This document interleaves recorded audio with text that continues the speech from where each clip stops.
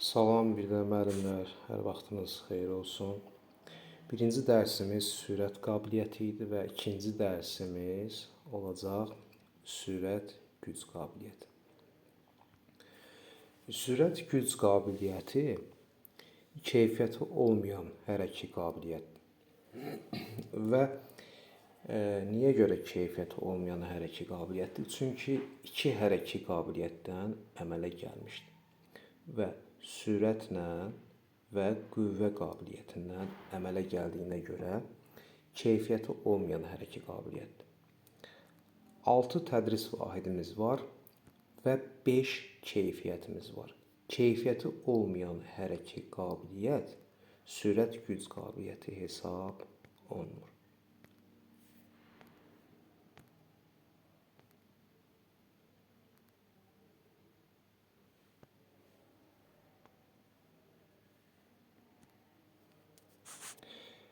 Sürət güc qabiliyyətinin tərifinə baxsaq, hər şey məlum məsələdir. Deyir, minimum vaxtda, yəni minimal vaxtda və ya qısa vaxt ərzində maksimum qüvvə təzahür etdirmə. Bu qüvvə artıq bizə açar söz verir.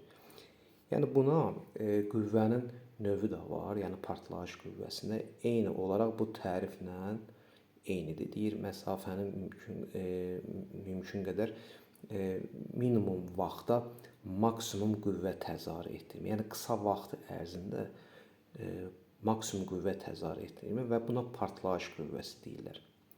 Və sürət güc qabiliyyəti, məsələn, sürətdə qaçış idi. Bilirik ki, bu qaçışdan ibarətdir. 400 metr məsafəyə qədər bütün qaçışlar bu sürət hərəkət qabiliyyətini inkişaf etdirir. Amma sürət güc hərəkət qabiliyyəti isə atmalar və tullanmalardan ibarətdir.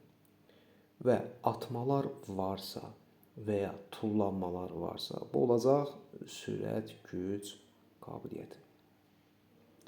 Var yuxarı ətraflar, var aşağı ətraflar. Yəni iki istiqamətdə inkişaf etdirir. Yuxarı ətraflar 1, aşağı ətraflar 2. Məsələn, tenis topunun atılması bu inkişaf etdirəcək yuxarı ətrafları. Amma məsələn, yerindən uzunluğa tullanmadır, qaçaraq uzunluğa tullanmadır. Bu inkişaf etdirir aşağı ətraflar. Biz atmalar gördüksə, tullanmalar gördüksə, götürəcəyik sürət güc qabiliyyətini. Və atmalarda çeviklik qabiliyyətini inkişaf etdirə bilər. O tam fərqlidir. Burada nəsə bizdən uzaqlaşırsa, bu yuxarı ətraflar sürət güc qabiliyyəti olacaq. Məsələn, topun atılması sürət gücdür. Amma topun atılıb tutulması bu olacaq çeviklik. Məsələn, topun səbətə atılması çeviklik qabiliyyətidir. Dəqiq icranı təzahür edir. Amma burada atma varsa, məsələn, atletikaya baxsaq, atletikanın növlərində nizə atma var, disk atma var, çəkic atma var və yadro itələmə var. Bütün növ atmalar, itələmələr bu sürət güc qabiliyyəti yuxarı ətraflar inkişaf etdirir. Və aşağı ətraflarda da çoxsaylı tullanmalardır, yarım oturuşdan tullanmadır, qurbağavarı tullanmalardır.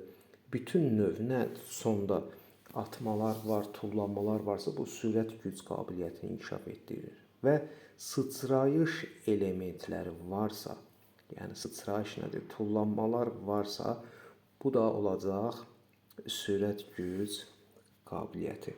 İndi çevikliyə gələndə sürət güclə çevikliyi əlaqələndirəcəyik və orada biləcəyik ki, çeviklik tam fərqlidir, sürət güc tam fərqlidir. Yəni atmalar gəldisə, tullanmalar gəldisə, birmənalı şəkildə biz bunu sürət güc qabiliyyətini götürə bilərik.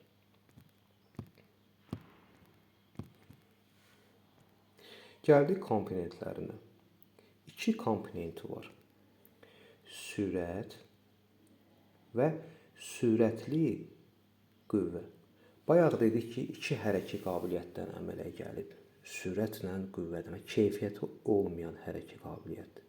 və birbaşa sürətin hərəkət qabiliyyətinin adı çəkilib burada. Sürət və qüvvənin də adı çəkilib. Sadə sürətlə bir yerdə.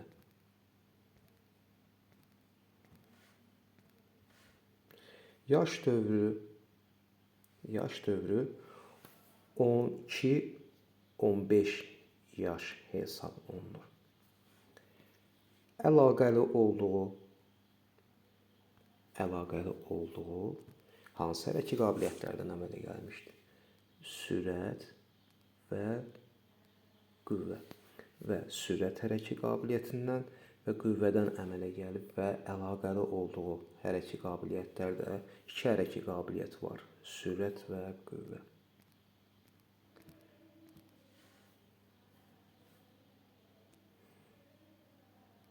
Metodlar təkrar seriyalı, yarış.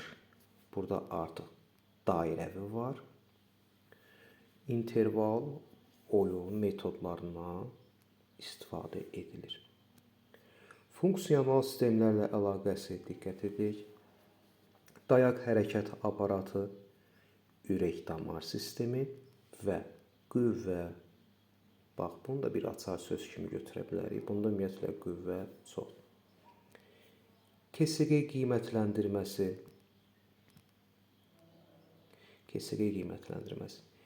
5-ci sinifdən 9-cu sinifə qədər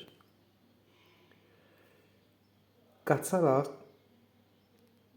uzunluğa tullanma,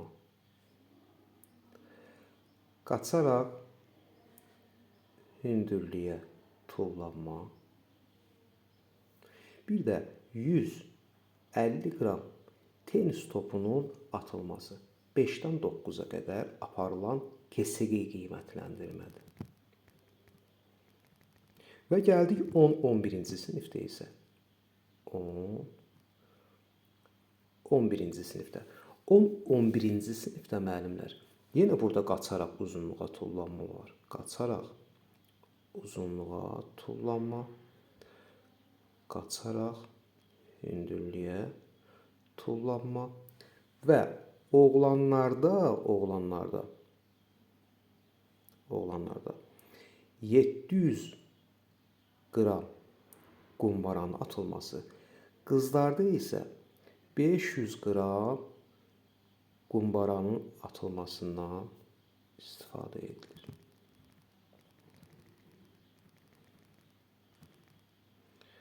Və qaçaraq uzunluğa tullanma, qaçaraq hündürlüyə tullanma, olimpiya idman oyununa, atletikalarda tullanmalar hər ikisi aid edilir. Gəldik. Diaqnostik və BSR qiymətləndirmə hər ikisi eyni olduğuna görə bunların ikisini də birləşdiririk. Burada da olacaq yerindən uzunluğa tullanma. Qaçaraq uzunluğa tullanmanın 4 fazası var. Qaçış, təkan, uçuş, yerə enmə. Burada yerindən uzunluğa tullanmada isə artıq qaçış sözü götürülür. Olacaq təkan, uçuş, yerə enmə. Qaçış, təkan, uçuş, yerə enmə, qaçaraq uzunluğa tullanmadır. Amma yerindən uzunluğa tullanma, diaqnostik BSG-də 3 fazası var. Təkan, uçuş və yerə enmə.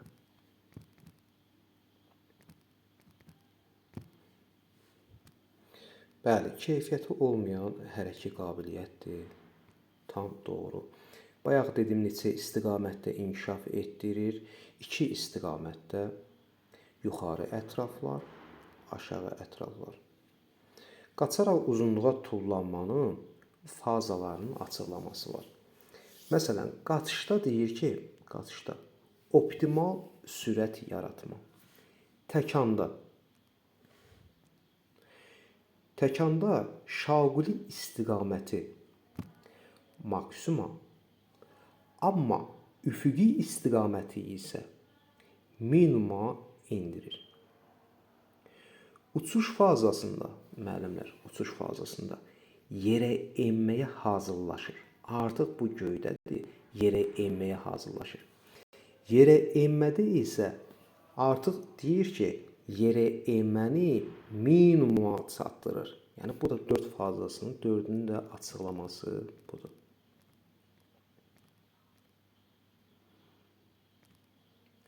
Atmaların fazası, tenis topunun atılması məsələsi.